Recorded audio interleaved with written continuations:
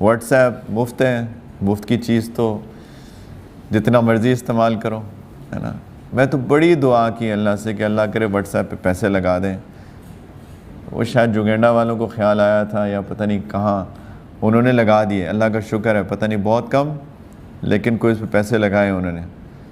کاش کہ ان کو خیال آ جائے کہ یہ پیسے بنانے کا بہت بہترین ذریعہ ہے اور اس پہ کاش کہ پیسے لگ جائیں۔ آمین کہہ دیں سب لوگ۔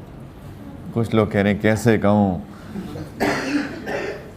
سیریسلی بہت گناہوں سے بچ جائیں گے، بہت گناہوں سے بچ جائیں گے۔ یہ جو بلا وجہ کے میسیجز فارورڈ کرتے رہتے ہیں نا، بچ جائیں گے ان سب سے بچ جائیں گے۔ اور کتنی چیزیں ہم بغیر تصدیق کے جو آگے کرتے رہتے ہیں ان سب سے بچ جائیں گے۔ نبی کریم صلی اللہ علیہ وسلم نے فرمایا کہ انسان کے جھوٹا ہونے کے لیے یہ کافی ہے کہ وہ ہر سنی سنائی بات کو آگے کرتے ہیں، اس کو اور کوئی دلیل نہیں چاہیے کہ یہ جھوٹا ہے۔ اتنا کافی ہے کہ اگر کوئی میسیجز بغیر تصدیق کے فارورڈ کرتا رہتا ہے نا تو شریعت کی نظر میں یہ شخص جھوٹا ہے۔ بغیر تصدیق کے جو میسیجز فارورڈ کرتا رہتا ہے شریعت کی نظر میں یہ شخص جھوٹا ہے۔ کتنے گناہوں سے بچ جائیں گے اگر پیسے لگ جائیں واٹس ایپ کے اوپر، کاش۔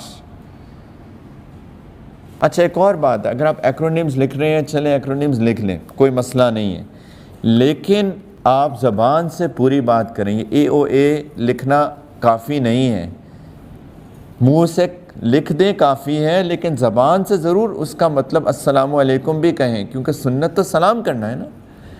تو اے او لکھنے میں کوئی مسئلہ نہیں ہے، لیکن زبان سے السلام علیکم ادا کر دیں، کیونکہ لکھنا یا زبان سے کہنا دونوں میں سے ایک چیز تو ہونی چاہیے۔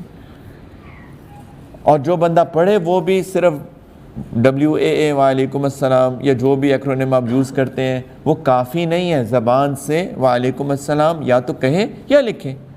اللہ تعالیٰ نے ادب کی خط و کتابت کا قرآن میں سکھایا ہے۔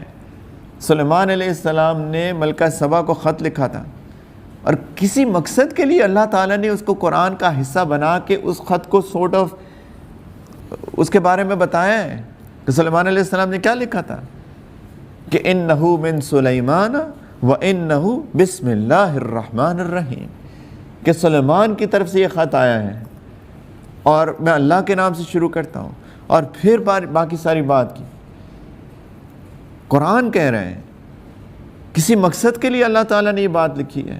بتائیے ہمیں قرآن میں جو ہمیں بات بتائی ہے کسی مقصد کے لیے بتائیے کہ سلیمان علیہ السلام نے خط ایسے لکھا، پہلے اپنا تعارف کرایا، کسی کو تکلیف نہ ہو کہ پتہ نہیں وہ دوسرا سمجھے کہ پتہ نہیں کس نے لکھا ہے، اور اوپر ہی بتا دیا کون ہے۔ ایسا نہ ہو کئی دفعہ 10 پیج کا خط ہے اور آخر میں نام لکھا ہے، بندہ پہلے خط 10 پیج پلٹے اور پھر آخر میں نام دیکھیں۔ شروع میں تعارف کرا دیا، سلیمان کی طرف سے خط آیا ہے، اللہ کے نام سے شروع کرتا ہوں، پھر اپنی بات لکھی۔ معاشرت سکھائی جا رہی ہے۔